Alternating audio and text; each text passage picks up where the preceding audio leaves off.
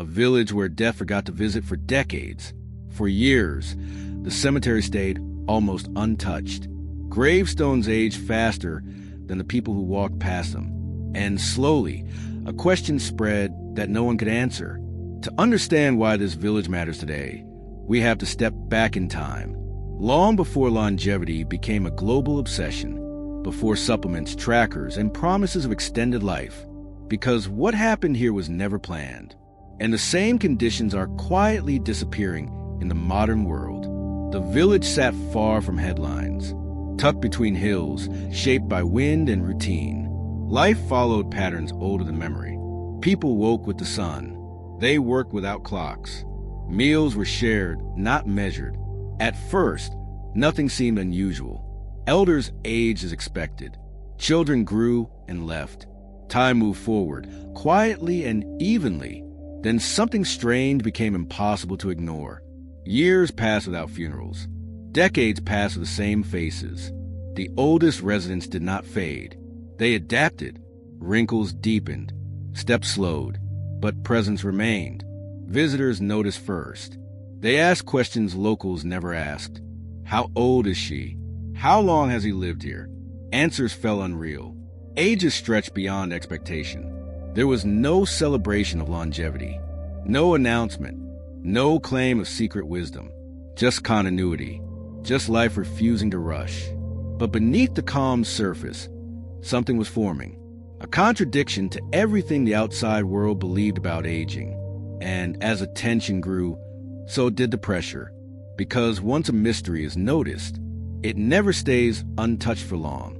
This was only the opening chapter. As curiosity spread, the village remained unchanged. No banners, no studies announced at first, just questions arriving from outside. Researchers came quietly. They brought notebooks, not answers. They measured routines. They observed meals. They listened more than they spoke. At first, the findings disappointed them. No miracle food, no rare genes shared by everyone. No single habit that explained decades added a life. Everything looked ordinary. People ate simple food. They moved naturally. They rested without guilt. Stress existed, but it arrived differently. It did not accumulate. It passed. However, the real pattern was not biological. It was social. No one aged alone. No one disappeared into isolation. Every person had a role, even in their final decades. Time was not something to fight. It was something to move with. Days were not optimized. They were lived.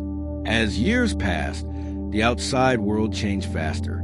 Cities grew louder. Lives accelerated. Meanwhile, the village stayed slow, almost resistant. But this balance came with fragility. Modern influence crept in. Televisions arrived. Schedules tightened. Young people left and did not return. And quietly, the numbers began to shift. The long lives did not stop, but they shortened by small margins, barely noticeable at first. What made the story unsettling was not how long they lived. It was how easily the conditions could vanish. Because longevity here was not a secret. It was a structure, and structures can collapse. The tension was building, because the village was no longer isolated. And once the outside world arrives, nothing remains unchanged. The conflict reached its peak without a single dramatic moment. It unfolded slowly, the way erosion reshaped stone, one small change at a time. Daily walks became optional. Shared meals became rushed. Silence was replaced with constant noise. The rhythm that once carried people forward began to fracture. Elders noticed first. They felt it in their bodies. Not pain, disorientation. Days no longer flowed. They were segmented, divided, interrupted. Researchers returned with concern. The same village, the same geography, but different outcomes. Lifespan shortened. Health declined earlier. Nothing catastrophic, just enough to matter. The paradox became impossible to ignore. Longevity had never belonged to the body alone. It belonged to the environment, to pace, to meaning, to connection.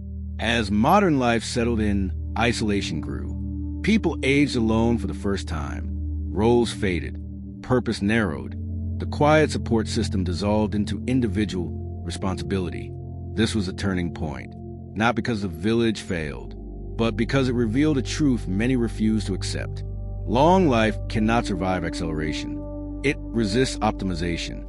It breaks under constant urgency. The village had not discovered immortality. It had discovered balance. And balance, once disturbed, is hard to restore. The emotional weight settled in, because this was no longer a distant mystery. It was a mirror, reflecting the choices shaping modern life. The final question was no longer how they lived so long. It was whether the rest of the world was willing to slow down enough to learn. There was no single moment when the village changed forever. No announcement, no farewell, just a gradual loss of something invisible. Longevity here was never a breakthrough. It was an agreement between people, between time and patience, between effort and rest. When that agreement dissolved, life did not end.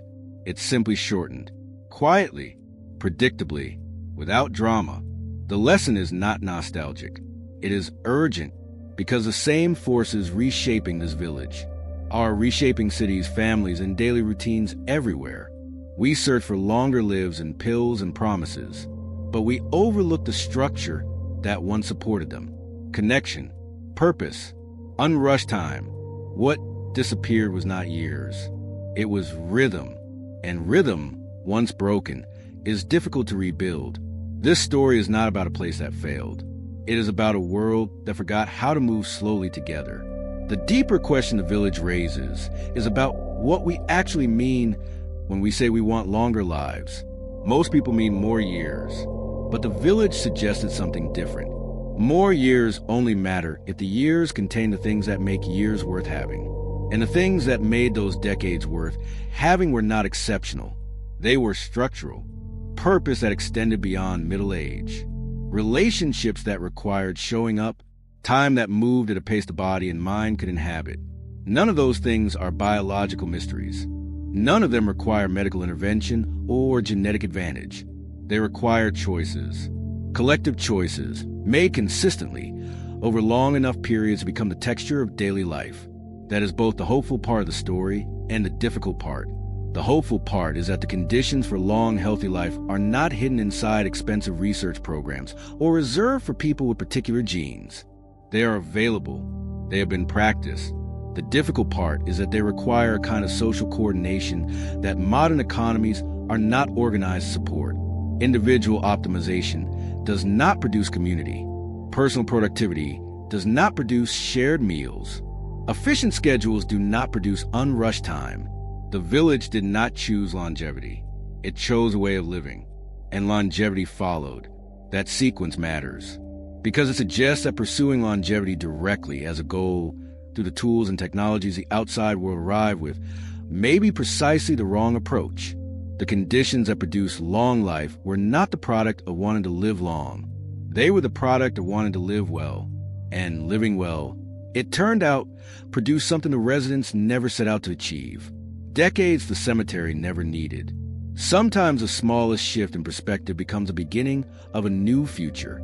There is one more dimension of the village story that resists easy framing. The residents did not know they were doing anything remarkable. They were not practitioners of a longevity philosophy. They were not aware of being studied. They were simply living inside a structure that had been passed down, adjusted, and maintained across generations without being named or claimed. That invisibility was part of what made it work. The moment the village became aware of its own exceptionalism, the dynamic began to shift. Attention changed behavior. Self-consciousness replaced habit.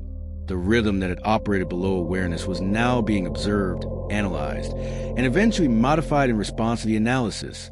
This is a pattern that repeats across many domains. The thing that works often works because it is not being managed. It is simply being lived. The challenge for anyone trying to translate the story into actionable insight is that the translation itself may be the problem. You cannot schedule unrushed time. You cannot design spontaneous community.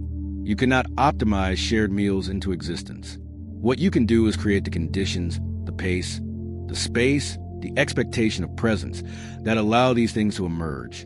That requires choosing what to remove as much as what to add. And that kind of subtraction is among the hardest things any person or community can practice. The village understood this without articulating it. The rest of the world is still learning.